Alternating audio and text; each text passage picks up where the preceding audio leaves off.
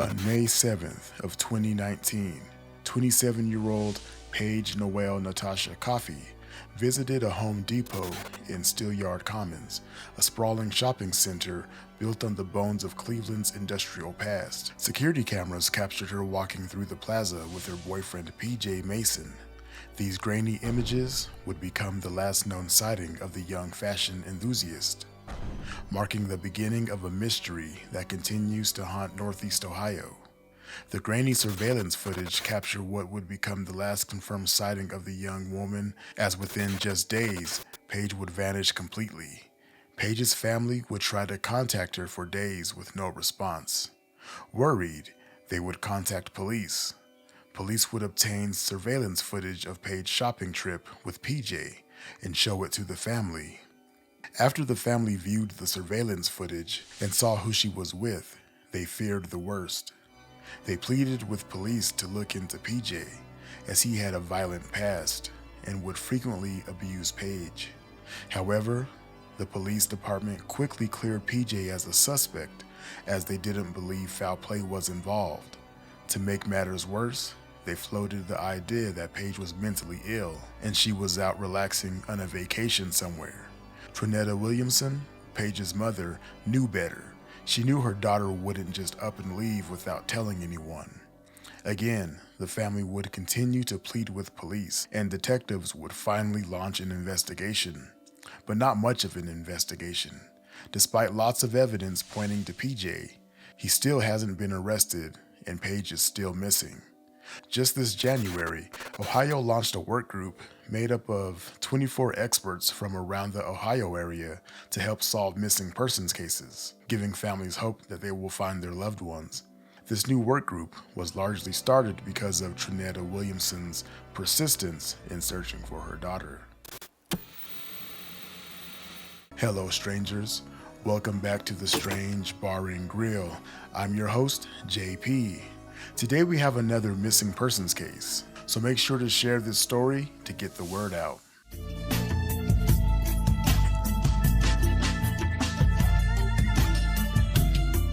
Born on December 8th, 1991, in Cleveland, Ohio, Paige held a special place in her family as the first grandchild. Her early years were marked by close relationships with her brother, extended family, particularly the cousins who would follow. A stellar student at Charles F. Brush High School, Paige demonstrated both academic prowess and a creative talent before graduating in 2010. Her passion for fashion and beauty led her to Youngstown State University, where she majored in fashion merchandising. This choice perfectly aligned with her artistic nature and her love for personal expression, which often manifested in her everyday fashion. She was just a truly creative person. Paige had built a life that spanned several Cleveland suburbs. Her connections spread across Northeast Ohio, from Copley to Oakwood Village in South Euclid, painting a picture of a young woman well integrated into her community. A creative person with an artistic soul, she found her niche working at Torrid, a retail clothing store in Macedonia, Ohio. Those who knew her described her as dependable and artistic, someone who could be counted on to show up when expected.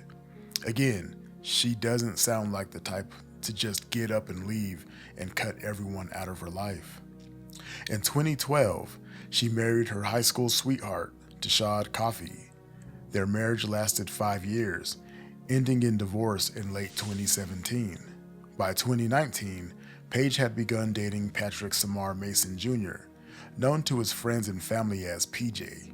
Their relationship was very toxic, and PJ was downright abusive. The police were called several times with reports of domestic violence. There was even a time where PJ claimed Paige had shot him in the head. He sent a photo of the wound and a written confession from Paige to Trinetta, Paige's mother. When police arrived, both Paige and PJ were arrested and placed under a mental health evaluation. It was revealed that Paige may have been bipolar. Later on, Paige would tell her mother that she didn't shoot PJ, and it was in fact that PJ was the one that had shot and grazed himself, and then held her at gunpoint and forced her to write the confession. And this was the last straw. and Paige vowed to leave PJ and never see him again. Her family connections remained strong through these trying times. The loss of her father had brought her even closer to her mother, aunts, grandparents, and numerous cousins. They were, by all accounts, a tight-knit family that cherished their time together. Again, this close bond makes her subsequent silence all the more suspicious.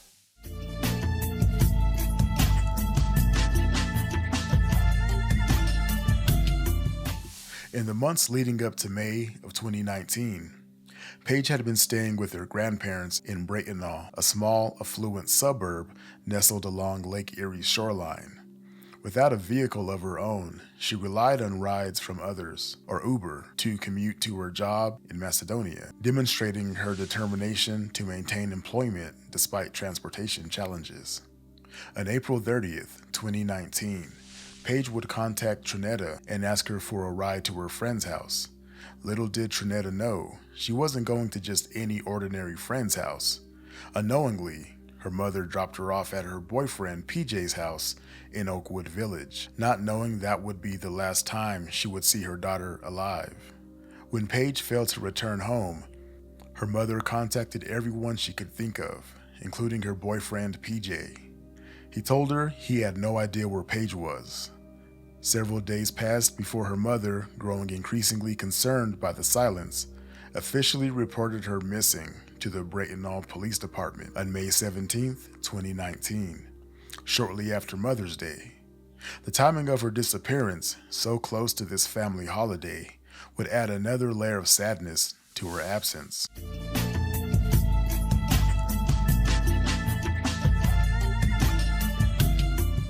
As weeks turned into months, law enforcement agencies at multiple levels joined the search for Paige. The investigation naturally turned to those closest to her, including her boyfriend PJ, the last known person to be seen with her. The security footage from Home Depot at Steelyard Commons showed them together, marking the final confirmed sighting of Paige. This timing would become a crucial point of focus for investigators. Trinetta Williamson found herself compelled to call PJ again looking for answers. Trinetta just knew that PJ was holding back information. However, when PJ answered the phone, he claimed he hadn't seen Paige for months, which is a lie because Trinetta dropped her off over at his house and he was seen on camera with her less than 2 weeks earlier on May 7th. When Trinetta pressed him with this evidence, he just hung up the phone. After a few days, Paige's friend Vanessa would try calling PJ to get new information. Several concerning details would emerge during Vanessa's call with PJ. PJ admitted he had texted Paige a few times, but said she had been talking like an insane woman. And he claimed she had changed her phone number, which he used as an excuse as to why no one could contact her. PJ's evasiveness and obvious lies just made him seem even more suspicious to the family. Convinced of PJ's involvement, Paige's family urgently begged law enforcement to investigate him further. However, the police explained they couldn't pursue him as a suspect without concrete evidence. The Bratenahl Police Department, working with local, county, state, and federal partners, conducted numerous interviews and executed countless search warrants. In their official statement, Chief Chuck Lobello notably mentioned that they have looked into and spoken to dozens of people in this case, none of whom have been definitively cleared of any involvement in Ms. Coffey's disappearance. This careful wording by law enforcement suggests that her boyfriend, like others connected to the case, remains under consideration as investigators continue to piece together the events surrounding her disappearance. The relationship between Paige and her boyfriend has been scrutinized as part of the standard investigation protocol for missing persons cases, where statistical data shows that individuals closest to the missing person often hold crucial information, whether they realize it or not. In February of 2020, the Cleveland Bureau of Investigation became involved, bringing renewed attention to the case. Paige's family increased the reward to $5,000 for information leading to her whereabouts. A possible glimpse of hope emerged during that time when there was a potential sighting of Paige in a Thanksgiving news segment at St. Augustine Hunger Center on Cleveland's west side. Her family responded by intensifying their efforts, distributing flyers throughout the area. During this period, a concerning detail emerged. Paige's family reported she may have experienced changes in her mental status before her disappearance, leading police to express concern for her safety. Now, I've had conversations with many people on whether families should even suggest that someone has mental health issues, because the belief is that the police will chalk it up to, oh, mental illness, and they won't search as hard. But what do you think? Let me know in the comment section. 5 years after Paige's disappearance, in July of 2024, Cleveland's 19 News launched a new series called The Missing to spotlight unsolved disappearances in Northeast Ohio. Paige's case was chosen as the inaugural story, bringing fresh attention to her mysterious vanishing. Police Chief Chuck Lobello maintains that the case remains active and open. His department's position is clear. Someone knows what happened to Paige Coffey. Every tip, no matter how small, could be the key to unlocking the mystery. Today, Paige would be 32 years old. Her disappearance has left an unfillable void in the lives of those who love her. The questions remain. What happened on that spring day in 2019? Where is Paige Coffey? And who holds the information that could finally bring answers to her family?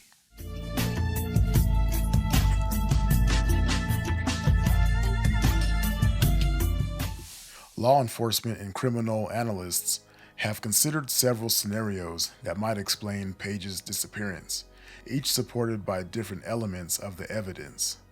Understanding these theories help illuminate why investigators have pursued certain leads and continue to focus on specific aspects of the case. The first possibility investigators have explored centers on Paige's reported change in mental status. Her family's mention on this change shortly before her disappearance raises the possibility that she may have experienced a mental health crisis that led her to voluntarily leave the area. This theory is supported by the possible sighting at St. Augustine Hunger Center months after her disappearance, suggesting she might have remained in the Cleveland area. Another theory examines the possibility of foul play. The abrupt drop of all communication with family and friends, particularly unusual for someone described as dependable, raises red flags for investigators. The fact that she was last seen with her boyfriend, combined with law enforcement's careful statement that no one has been definitively cleared, suggests that investigators continue to examine the relationships in her life for possible connections to her disappearance. So let's dig into that a little bit further. PJ, Paige's ex-boyfriend, was the last person seen with her. He also lied about their last contact. He told her mother they hadn't spoken in months, but the mother dropped her off at his house, and they were last seen in surveillance footage together on May 7th. PJ also had an extensive violent criminal record, including robbery attempts, domestic violence, and a menacing charge involving a weapon. After Paige's disappearance, his car vanished. He claimed to have sold it, but there is no proof of a sale. I find that to be very suspicious. During the investigation, PJ's own family members also expressed concerns about Paige's safety to police. Text messages also revealed that Paige had confided in friends about severe abuse during their relationship, including strangulation, shooting, stabbing, burning, and rape. Some investigators have considered whether Paige's disappearance might be connected to human trafficking, a serious concern in the greater Cleveland area. The proximity of Steelyard Commons to major highways and Paige's age at the time of her disappearance fit patterns that law enforcement has observed in other cases. Now, I'm going out on a limb here to say I think most of the evidence points to the boyfriend. The police probably feel this way, but just don't have the physical evidence to back it up. No blood, no DNA, so they can't really arrest him. Also, PJ is currently locked up for another unrelated crime. Clearly, this man's bad news. The timing of her disappearance, the gap between her last sighting on May 7th and when she was reported missing on May 17th, has led investigators to closely examine this 10-day window. This period could be crucial in understanding whether her disappearance was immediate or if there were warning signs or interactions that might help explain what had happened. What makes this case particularly challenging is that each theory has elements that align with certain evidence, while leaving other questions unanswered.